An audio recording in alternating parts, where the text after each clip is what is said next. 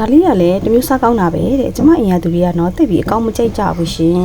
ဒီနေ့ကျမကသူတို့ကိုပေါ့နော်ပစုံငပြားကြီးကြော်လေးကြော်ကျွေးတာပဲဖြစ်ပါတယ်ရှင်ပစုံငပြားကြီးကြော်နည်းလေးကိုကျမနဲ့တူတူလိုက်ကြည့်လိုက်ရအောင်နော်ပစုံကကြော်မှဖြစ်တဲ့ကြောင်ကျမစက်သွန်ဖြူတော့ထည့်မနေတော့ဘူးရှင်စက်သွန်နည်းလေးကိုပပလှီးပြီးတော့စီတက်လိုက်တယ်စက်သွန်နည်းလေးတွေကျွတ်လာပြီဆိုတော့မှအစားဆွေးနဲ့ချုံမုံနေထားတဲ့ပစုံလေးကိုထည့်ပြီးကြော်လိုက်ပါတယ်ပစုံကရေလေးနည်းနည်းထွက်တယ်နော်ရေလေးခန်းနဲ့ထိကြော်ပေးပါမယ်ရှင်ပစုံလေးကရေခမ်းသွားပြီးစီလေးပြန်လာပြီဆိုတော့မှငပြားကြီးကြော်ကျမဖြစ်တဲ့ကြောင်ခွဲချက်ဘက်ကိုဆက်ဆက်ကလေးထည့်လိုက်ပါတယ်ရှင်ခွဲချက်မလေးထည့်ပြီးပြီဆိုလို့ရှိရင်တော့ကျမကအချိုငံထည့်ပါမယ်အချိုငံစိတ်ကြက်ပြင်ဆင်ပြီးပြီဆိုလို့ရှိရင်တော့ကျမကသူ့ကို6လီအောင်လေးပြန်ပြီးထည့်ကြော်လိုက်ပါမယ်ရှင်